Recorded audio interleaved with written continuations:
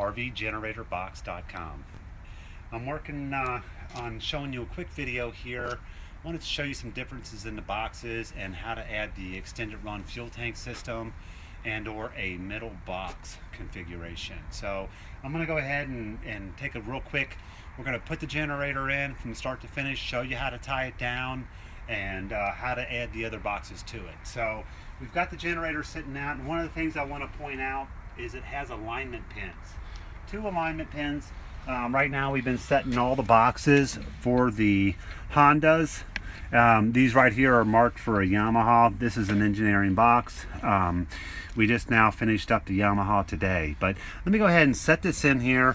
One of the things I want to point out here, this is an add-on. You'll notice I don't sell the extended run fuel tank, gas tank caps. You can buy them on Amazon. But I want to point out here, this is the Hutch Mountain propane conversion. And you'll notice that the I think we pointed out in one of the other videos, it bolts right into the box. Just an excellent product that Clayton has. So, but let me go ahead. I want to stick this generator in here. I put the bottom of it in there, flip it up, kind of slide it back, and you're going to notice I just take and align my generator on the feet in here. Then I take my strap. I've already pulled it out. I put it up through the refilling station there. I'm going to come underneath the handle. Straighten my strap out here.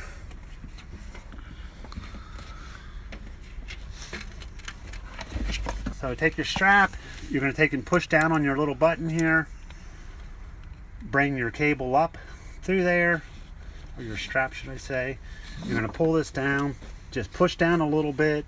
It's nice and tight, and we have thousands of miles on these things and they've never come loose. So this is going to keep the generator from moving around, jumping up and down vertically. The pins align it so it never moves around horizontally. And we'll go ahead and flip it to the on position. Go ahead and shoot the video down in here, Andre. You're going to notice your refueling station right here that you can access. I'm going to go ahead and turn the box sideways here for you, Andre. You're going to notice on the side you can still get to all of your accessories. This one here is the companion model, and you'll notice that it has the 26.6 amp outlet. I think sometimes it's advertised as maybe a 30 amp outlet. Next to it, it has a 20 amp. When you buy the companion model, it does not have the 12 volt system, but you can tether this together or parallel it together with the other generator. I want to point out on the box that it's set up that you can take and run your parallel cables through the boxes. You can see all the way down through there. You can run your extended line gas tanks. We also have caps that close these off if not being needed. And we went ahead and we've installed it there. And you've got a couple of options, and I'm going to go ahead and I've got the storage box system sitting right here. We just removed all this from the camper, and you're going to notice there's male and female feet on here that register these boxes together. It's nice and tight. We're going to go ahead and we're going to take and put this on here. And what I do is I get them up on there. I lightly turn it where you just feel it pulling. Go to the other side of the box and get those started. And then you can twist them all the way down. If you twist them all the way, it wants to lift the other side of the box, and it should be nice and snug. You can pop them down, and then they're designed that they lock. And once again, I want to point out that the doors also have locks on them. So now we've got the extended run system here. I personally like the 3.2 marine gas tanks that we run on it. You'll want to make sure that you open up your valves on the top of the gas tank. I have mine set up with the quick disconnect connectors. I use the metal ones. I tried the plastic ones.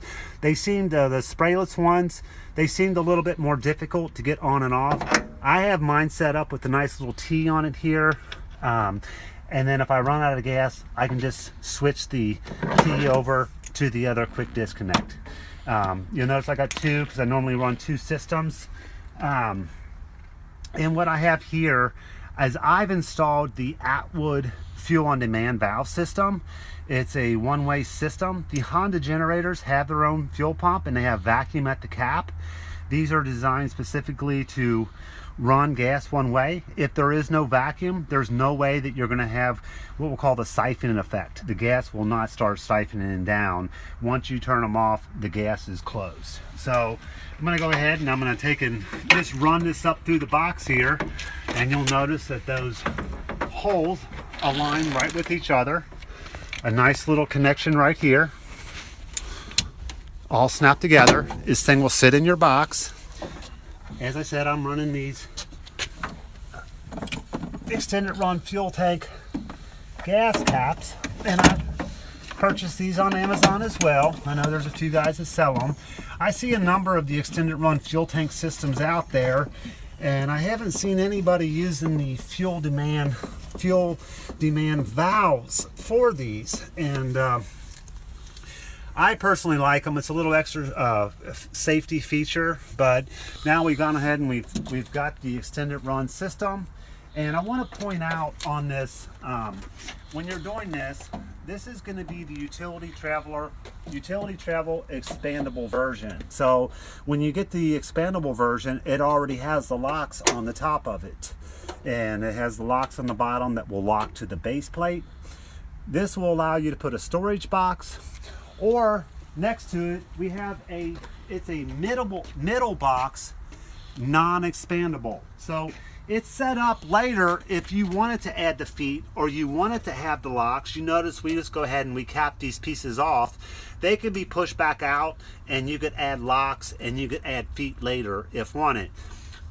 We've had a number of people who says, I'm running one generator and I want to run the gas tank system, but eventually they may want to add a second generator. And if that's your situation, you may want to consider just purchasing a middle box, non-expandable, and use it for your fuel system. And once again, the port tube goes all the way through and all the way out the bottom.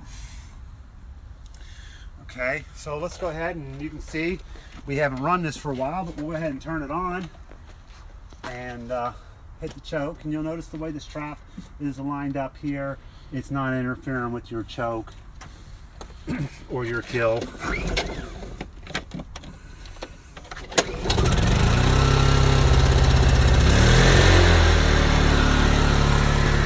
Here we are, we're running the Honda, and we have the extended run fuel tank system. And you start out, when you start these things, you want to make sure you fill the generator up, and then you go ahead and you hook this thing up. So you're running 1 gallon of gas in your generator, and I'm running another 6.4 gallons on top. So depending on your load rating, let's even if you're getting 5 hours on the gallon, you know, you're starting out 7, you got 35 hours of runtime right here, and that's being pretty conservative.